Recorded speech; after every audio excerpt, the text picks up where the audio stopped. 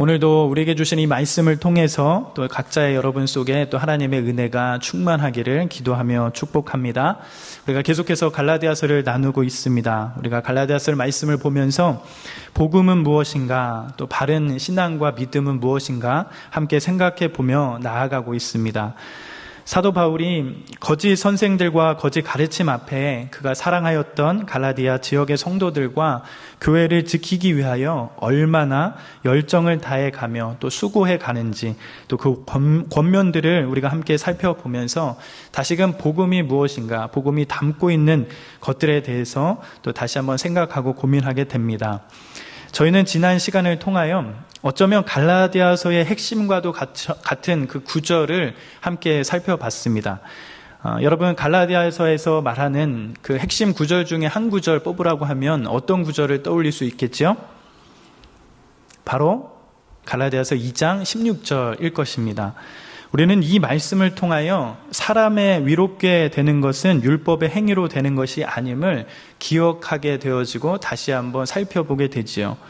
여러분, 위롭다 하는 것은, 위롭다라고 하는 말은 사람이 하나님과 바른 관계 안에 들어간다라는 그런 뜻을 담고 있습니다. 원래 사람은 여러분 어떻죠? 하나님과 바른 관계가 될 수 없습니다. 죄로 인하여 하나님과의 깊은 사귐을 할 수 없는 그런 존재가 바로 사람이지요. 그러나 하나님께서 우리들을 위롭다고 선언해 주십니다. 우리가 이제는 하나님과 바른 관계로 들어가서 그 분과 함께 마음껏 누릴 수 있고 교제를 할 수 있다라고 말씀해 가시는 거죠. 그렇다면 우리가 어떻게 하나님과 바른 관계가 되고 또 하나님과 더불어 마음껏 누리고 교제할 수 있을까? 그 비결은 어디에 있을까? 그 방법은 무엇이지요? 사도 바울은 그 길은 하나밖에 없다라고 밝혀가고 있습니다. 그것이 무엇이지요? 바로 오직 예수 그리스도를 믿는 것이다 라고 이렇게 말씀해 갑니다. 여러분, 길은 하나밖에 없습니다. 율법의 행위로는 될 수가 없는 것이지요. 우리가 율법을 몇 가지는 지킬 수도 있겠습니다마는 사람은 율법을 완전히 지킬 수가 없습니다. 또한 유대인으로 태어난다고 해도 온전한 그런 일이 되는 것이 아니지요. 또한 때로는 할례를 받았다거나 이방인으로서 유대인이 된다라고 해서 가능한 일도 아닌 것입니다. 율법을 잘 순종하고 하나님 마음에 들거나 때로는 어떠한 자격과 조건을 건네서 그것으로 할 수 있는 것도 아니지요. 위롭다 하심을 받고 하나님과 바른 관계에 이르는 길은 바로 무엇밖에 없습니까? 바로 예수 그리스도를 믿는 것밖에 없습니다. 오직 그것뿐입니다. 예수 그리스도가 아니고서는 그 누구도 하나님과의 바른 관계를 맺을 수 없습니다.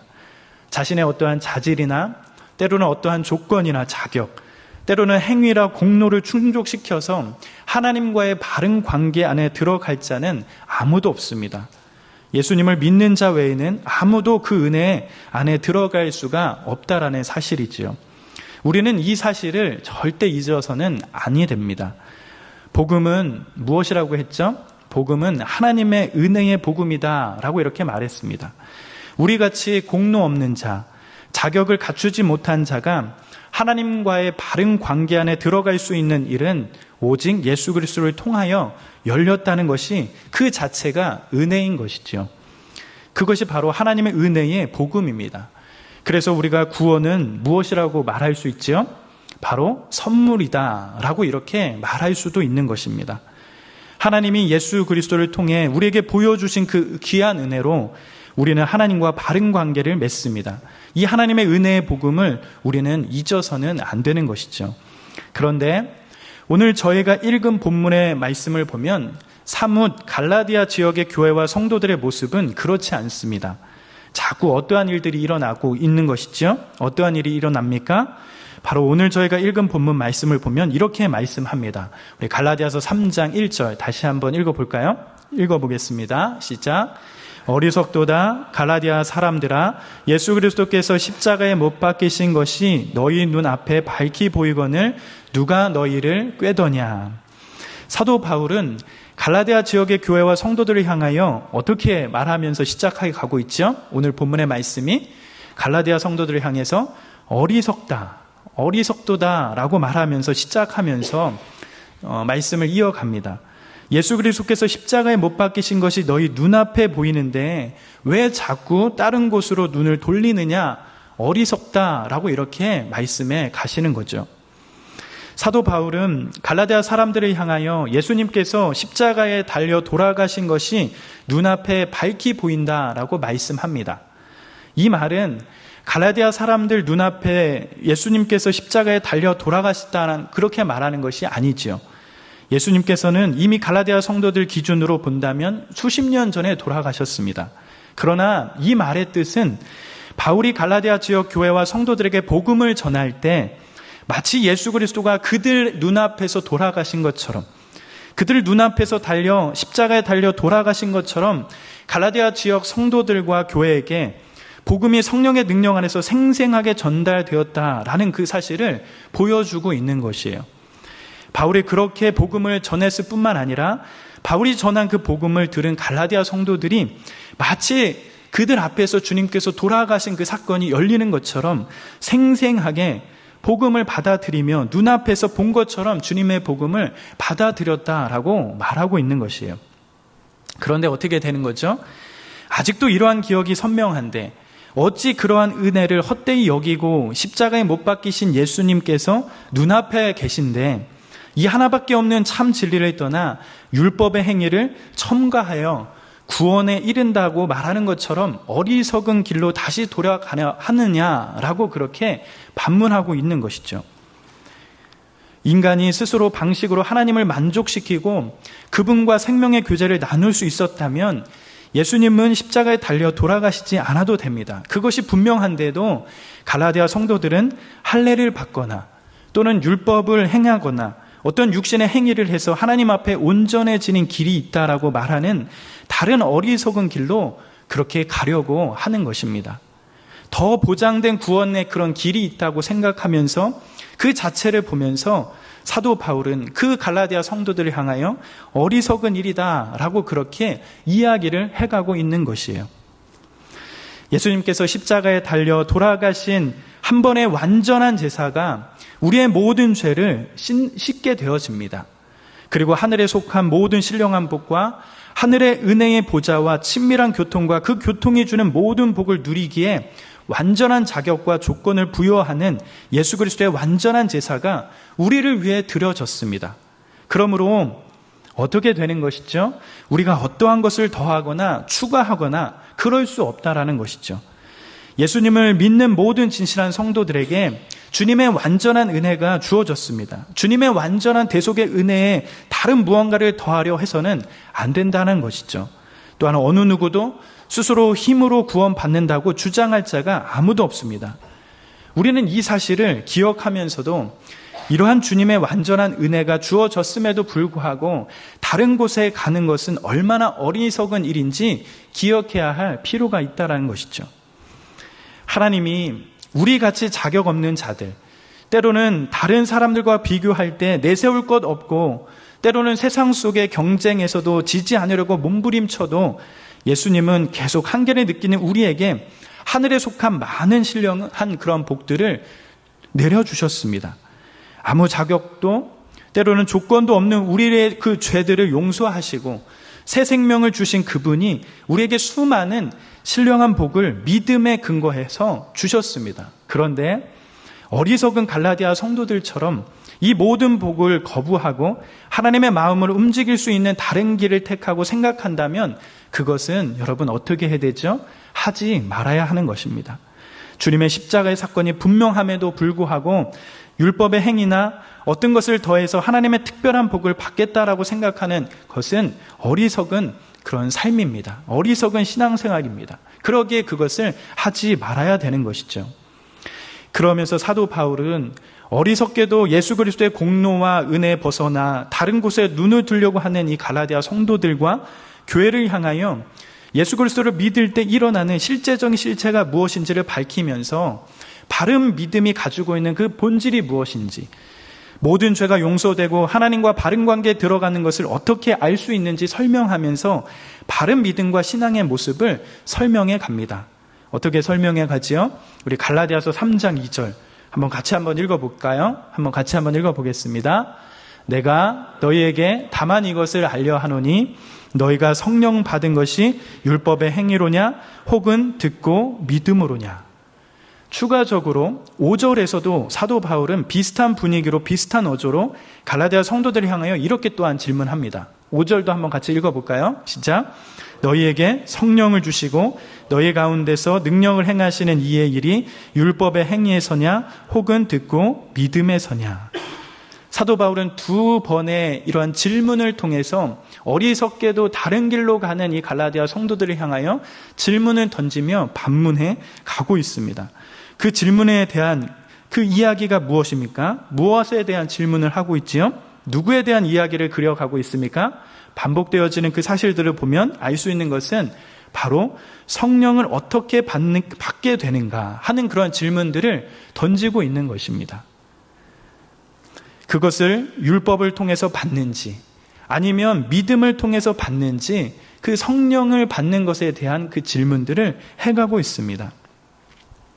사랑하는 여러분, 우리가 예수 그리스도를 믿을 때 일어나는 실체적인 실체들이 많이 있습니다.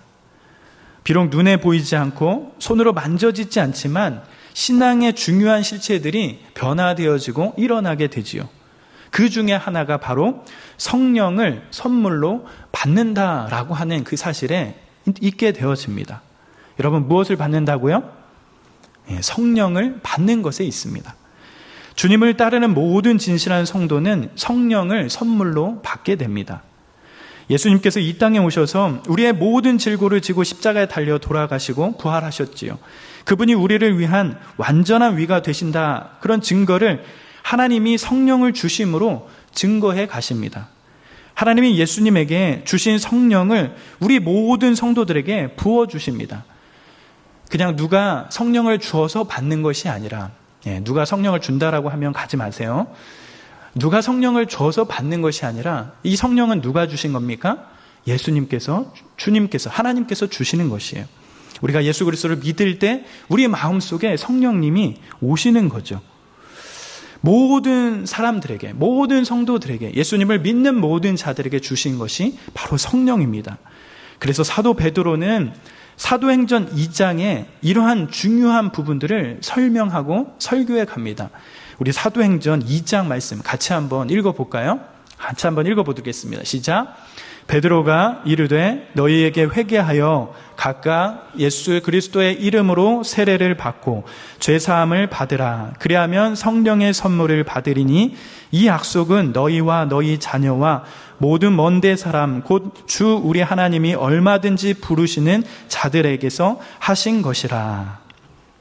즉 베드로도 어떻게 이야기를 해가고 있죠? 성령을 선물로 받는 것이라고 약속하면서 그 자리에 있던 자들만 받은 것이 아니라 먼 데 있는 사람들까지도, 즉 시간과 공간적으로 먼 곳에 떨어져 있을지라도 회개하고 예수 그리스도께 돌아온 그 믿는, 예수 그리스도를 믿는 성도라면 누구든지 성령을 선물로 받는다라고 그렇게 설교하고 있습니다. 예수님을 믿는 것은 우리가 입술로만 시인하는 일이 아닙니다. 예수 그리스도를 믿을 때, 우리가 마음으로 믿고 입으로 시인할 때 우리에게 누가 오신다라는 겁니까? 성령이 오신다라는 거예요. 이 성령이 우리에게 주어질 때 실체와 내용이 생기게 되어지는 겁니다. 어떤 실체와 내용들이 일어나게 될까요? 예수님께서는 니고데모에게 물과 성령으로 거듭날 것을 말씀하셨습니다. 우리는 어머니의 모태에서 생명을 받은 것처럼 성령으로 생명을 공급받습니다. 우리가 거듭날 때 육신에 속한 생명이 아니라 성령이 우리에게 주시는 참된 생명을 공급받습니다. 그 성령이 우리 속에 오셔서 우리가 하나님을 어떻게 부를 수 있게 되어지요? 바로 아버지라고 부를 수 있게 됩니다. 그래서 우리가 성령을 양자의 영이다라고 그렇게 부르게 되는 것이죠. 아버지는 그저 형식적이 부르는 그런 호칭이 아니라 성령이 우리 속에 증거하는 그러한 어떠한 역사입니다. 그래서 여러분들 나중에 안 믿는 친구들에게 가서 그렇게 한번 도전해 보세요. 하나님을 아버지라고 부를 수 있냐? 안 믿는 친구들은 하나님을 아버지로 절대 부를 수 없습니다. 오직 예수님을 믿는 자들만이 그 양자의 영이 우리 속에 있기 때문에 하나님을 아빠 아버지라고 부를 수 있는 그 증거들이 열리게 되는 것이죠. 하나님이 우리의 참 아버지 되심을 성령이 증거하고 믿게 하시기 때문에 우리가 그분을 아빠 아버지라 그렇게 부르게 되는 것입니다. 마치 육신이 배고프고 목마른 것처럼 하나님의 성령이 우리 속에 임재해 계시기에 우리가 영적인 양식인 말씀에 목말라 하게 됩니다.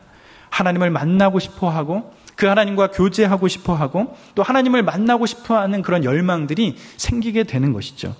그리고 하나님을 예배하고 싶은 그런 마음들이 우리 안에 가득해져 갑니다. 하나님과 교통하기를 즐거워하고 하나님과 함께하게 하고 싶어하는 그런 열망과 즐거워함들이 우리 속에 일어나게 됩니다. 이러한 실체들을 누가 만드신다고요? 성령님께서 우리 속에 만들어 가시는 거죠. 우리가 예수 그리스도를 믿을 때 그 성령을 통해서 우리 속에 열려져 가는 그런 바른 모습들일 것입니다. 또한 어떤 일이 일어나게 됩니까? 성령께서 또 우리에게 오셔서 어떠한 일을 하게 되지요? 바로 우리 기업의 보증이 되신다라고 그렇게 말할 수 있습니다. 성령이 우리 속에 계시면 보증하시는 그런 일들이 일어납니다. 여러분, 보증이 무엇일까요? 보증 서보신 적 있으십니까? 보증이 뭐죠? 실물이 우리에게 완전하게 주어지기 전에 약속의 확실함을 위해 일부를 주어서 우리가 완전한 성취를 사모하고 그리워하게 한다는 것, 그것이 보증이지요. 우리가 말씀을 통해 듣고 배운 것이 별 내용처럼 없는 것처럼 보이고 이 세상, 우리 손에 잡히고 만져지는 이 세상의 것들이 더 크게 느껴질 때도 있습니다. 그러나 눈에 보이거나 손에 잡히지 않지만 말씀이 얼마나 진실된 것인지 그 증거를 누가 보여주시는 겁니까? 성령님께서 보여주시는 겁니다. 하늘의 보화를 쌓으며 이 땅에 사는 것이 참 인생의 본분이라는 것을 성령이 우리 속에 보증해 가시는 것이죠.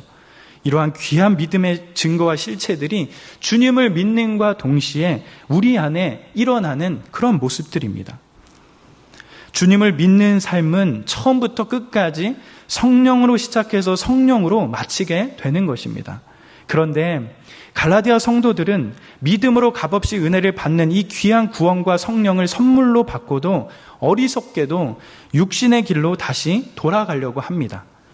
자기를 신뢰하고 공로를 세우고 끊임없이 자격을 세워 하나님 앞에 뭔가를 얻어낼 수 있는 것처럼 생각하는 그런 어리석은 길로 돌아가려고 합니다. 그래서 사도 바울은 3절에 이렇게 기록하지요. 너희가 이같이 어리석으냐? 성령으로 시작하였다가 이제는 육체로 마치겠느냐라고 이렇게 반문해 갑니다. 성령님께서 동행하시고 도와주지 않으면 성도의 삶은 불가능한 거지요. 성령의 은혜로 시작된 귀한 삶이 성령의 도움과 동행하심을 통해 더욱 풍성하게 열매를 맺어야 합니다. 그런데 성령님을 의지하고 시작한 이 귀한 일이 육체를 의지해 하나님 앞에 무엇인가 얻어내려고 하는 그런 생각이 어리석은 모습이 되고 그것으로 인하여 은혜를 헛되게 하는 길을 가려고 하고 있다는 것이에요. 주님을 따르는 삶은, 신앙의 삶은 처음에도 믿음이고 또한 마칠 때도 믿음으로 맞춰가는 것입니다.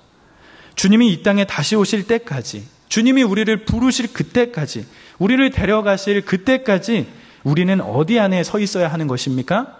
믿음 안에 서 있어야 하는 것입니다.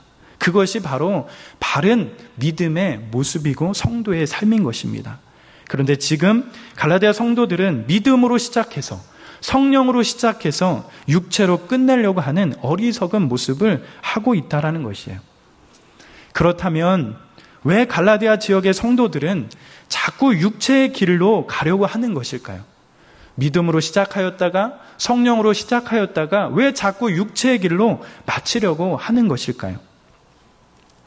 처음에는 아마도 갈라디아 지역의 성도들은 생생한 복음에 그런 감격이 있었을 것입니다. 주님의 나를 위해, 주님께서 나를 위해 돌아가셨다는 것, 또한 자격 없는 이 나를 위해 완전하게 하셨고 신령한 복을 넘치게 주실 것을 그렇게 믿어가며 복음 안에 정말 감격적인 그런 삶들을 보냈을 것입니다. 그런데 신앙을 갖고 나서 삶을 살아가니까 어쩌면 기대했던 것만큼 삶 속에 큰 변화가 신속하게 오지 않는 것입니다. 원하는 것처럼 때로는 원하는 모습대로 빨리 그렇게 변화되지 않는 것이에요. 하나님의 측량 없는 오래 참으심으로 우리를 향한 기대가 생각보다 더디 이루어지는 그런 느낌을 받게 되는 것이죠. 이럴 때 사람들은 순간마다 자기를 보면서 낙심하게 됩니다. 은혜를 구원으로 받는 우리, 은혜가 아니면 설 수 없는 죄인인 줄 아는 우리지만 예수님을 믿고 난 후 더 많이 보게 되는 것이 어쩌면 낙심입니다. 그러니 자꾸 육신의 생각이 들어오게 되는 것이죠. 뭔가 믿음으로 충분하지 않은 것 같아 보이고 때로는 은혜로 충분하지 않다라는 그런 생각들을 가지게 되는 겁니다. 그리고 자신의 종교적 열심이 부족한 것 같은 그런 마음이 슬그머니 일어나기도 합니다. 이럴 때에 거짓 선생들이 와서 율법을 행하라고 하고 믿는 것으로만 충분하지 않고 율법을 더해서 온전해지라고 하니 자꾸 그것에 넘어지게 되어지는 것이죠. 우리의 마음속에 끊임없이 남아있는 이 죄악된 본성인 어쩌면 자기 중심성, 자기를 특별하게 보려고 하는 그런 경향들이 자꾸 우리를 넘어뜨려 갑니다. 우리를 자꾸 긁어내는 것이죠. 특별하게 다른 사람들보다 나은 것이 있어야 할 텐데 똑같이 값없이 은혜로 주님 한 분 외에는 자랑할 것이 없다라고 하면서 죄악된 우리의 본성이 자꾸 그것을 좋아하지 않도록 만듭니다. 나에게 더 특별한 것이 있어야 하지 않을까, 그런 고민을 하고 있을 때 남들이 안 하는 그런 할례와 때로는 율법의 준수를 더하려고 하면서 넘어지게 되어지는 그런 모습들이 일어나는 것이죠. 그러한 일들이 지금 갈라디아 지역의 성도들에게 일어나고 있다라는 것입니다. 어쩌면 오늘날 한국 교회 안에서도 똑같은 이런 일들이 일어나고 있다라고 생각이 듭니다. 성령이 운동이라든지 때로는 은사주의라든지 때로는 신비주의, 때로는 기복신앙, 이러한 어떠한 모습들이 자꾸 우리를 부추깁니다. 자꾸 복음 이외에 다른 형태의 모습들을 추구하게 만드는 그런 일들이 수없이 일어나는 것을 보게 되어져요. 예수님을 믿는 것으로 충분한데 자꾸 자격과 조건을 논하게 만드는, 뭔가 부족하다고 이야기해버리는 그런 상황들이 자꾸 우리 안에 벌어지게 됩니다. 종교적인 열심을 조장하게 만드는 그런 일들이 우리 주변에서 자꾸 일어나게 되어지지요. 믿음으로 충분하지 않고 은혜로 충분하지 않고 행위를 더 해야 한다고 말할 때 우리가 그것에 자꾸 넘어져 가게 됩니다. 중요한 것은 우리가 스스로 자격이나 복을 받을 조건을 갖출 힘이 있었다면 하나님은 그 하나밖에 없는 그 외아들이신 그 예수 그리스도를 십자가에 달아 죽이지 않았을 것입니다. 하나뿐이 없는 그 독생하신 그 아들을 십자가에 죽이지 않았을 것이에요. 중요한 것은 율법으로 구원에 이를 자가 아무도 없다는 것을 우리는 기억해야 합니다. 나의 조건으로, 나의 기질로, 나의 자격으로 그분 앞에 이룰 수 없다라는 그 사실을 기억해야 하는 것이죠. 구원받은 우리가 진짜 선을 행할 수 있는 유일한 존재입니다. 행위로 구원에 이르는 것이 아니라 선을 행할 수 있는 자가 되도록 구원해 놓은 것이죠. 행위를 더해서 복을 받고 하나님의 마음을 만족시킬 자가 아무도 없습니다. 예수 그리스도의 완전한 공로와 그분의 십자가 달리심만이 나를 온전히 하나님과의 바른 관계 안에 이르게 한다라는 그 사실을 우리는 반드시 기억하고 생각해야 할 것입니다. 우리가 무엇으로 완전해질 수 있는가? 우리가 하나님 앞에 어떻게 설 수 있는가? 그것들을 묵상하고 생각해 보면서 무엇이 우리의 바른 신앙을 만들어낼 수 있는지 우리가 되새겨 보았으면 좋겠습니다. 그래서 여러분, 사도 바울은 이 귀한 진리의 말씀을 마지막에 누구와 연결해 가고 있습니까? 믿음의 사람인 아브라함이라고 하는 이 사람과 연결해 가고 있습니다. 우리가 다음 주에 이 부분을 조금 더 집중하여 볼 것입니다. 사도 바울은 이 믿음의 문제를 신앙의 본질이 행위와 율법과 할례가 아니라 예수 그리스도의 공로와 은혜라는 것, 믿음으로 시작하여 믿음으로 끝난다는 것을 아브라함을 끌어들이면서 연결해 가고 있습니다. 6절 이렇게 시작하면서 마무리해 가지요. 같이 한번 읽어볼까요? 6절입니다. 시작. 아브라함이 하나님을 믿음에 그것을 그에게 위로 정하셨다 함과 같으니라. 여러분, 사도 바울은 아브라함을 등장시키면서 사람의 어떤 행위가 아니라 어떠한 자격과 조건이 아니라 때로는 율법과 할례 같은 어떠한 외적인 형태가 아니라 믿음으로만 하나님과 바른 관계를 맺을 수 있다라는 그 사실을 밝혀갑니다. 율법이나 할례를 행하여 어떠한 자격과 조건, 행위가 있어야 하나님과 바른 관계를 맺을 수 있는 것이 아니라 언약의 말씀을 믿을 때, 하나님의 약속의 말씀을 의지하고 믿을 때 위롭다함을 받는다라고 말씀하고 있는 것입니다. 우리는 이 사실을 잘 기억하면서 바른 믿음이 무엇인지, 바른 믿음의 모습이 무엇인지, 믿음의 실체가 어떠한 모습으로 드러나는지 기억해야 할 것입니다. 이제 말씀을 정리해 보겠습니다. 사람은 하나님과 바른 관계를 가져야 비로소 제대로 된 삶을 살 수 있다고 말합니다. 그런데 하나님과 바른 관계는 율법의 행위로 맺기가 어렵습니다. 그분의 바른 관계는 자격과 조건이나 혈통이나 신분, 지위 같은 것들로 맺을 수 없습니다. 하나님의 말씀은 사람이 공로로 쌓고 선을 많이 행하여 위롭다함을 받는 것이 아니라 오직 예수 그리스도를 믿음으로, 그분을 믿음으로 받을 수 있다라고 단호하고 분명하게 말씀해 갑니다. 오직 예수 그리스도 안에 있는 하나님의 은혜를 믿음으로만 하나님과 바른 관계를 맺을 수 있다고 말해가고 있습니다. 어쩌면 이것이 교회가 이 세상 가운데 선포하는 귀한 메시지의 핵심일 것입니다. 아무도 하나님을 설득시킬 만한 공로나 선행으로 자격과 조건을 구비해서 그분 앞에 설 수 있는 자가 아무도 없습니다. 사람의 실존 자체가 어머니의 모태에서부터 하나님을 만족시키는 것이 불가능하도록 죄를 가지고 태어났습니다. 그래서 절대로 사람들은 자기 스스로, 때로는 율법의 행위로 하나님과 바른 관계를 맺는 것이 불가능합니다. 그렇기 때문에 하나님은 믿음으로, 은혜로 바른 생명의 길을 우리에게 열어주셨습니다. 이 진리가 얼마나 중요한지 사도 바울이 갈라디아 성도들을 향한 이 권면 가운데 우리가 배우게 되어집니다. 오늘 말씀을 통하여 우리의 신앙의 모습들을 잘 살펴보면서 신자된 우리의 삶은 어디에서 시작하고 어디로 끝나는지, 정말 우리의 삶이 믿음으로 시작하여 믿음으로 마치는 그런 삶을 살고 있는지 되새겨 봤으면 좋겠습니다. 우리가 우리 앞에 이 갈라디아 성도들처럼 어리석은 길로 가지 않고 정말 날마다 우리에게 주시는 이 삶 가운데 믿음으로 시작하여 믿음으로 끝나는 이 믿음의 경주를 하는 그런 복된 삶이 저와 우리 사랑하는 형제 자매들의 삶이 되기를 간절히 기도합니다. 이런 복된 진리와 복음 앞에 더욱 담대히 살아가는 그런 귀한 모습들이 우리 안에 풍성하길 기도합니다. 믿음 없이는 하나님을 기쁘시게 할 수 없습니다. 여러분 믿으십니까?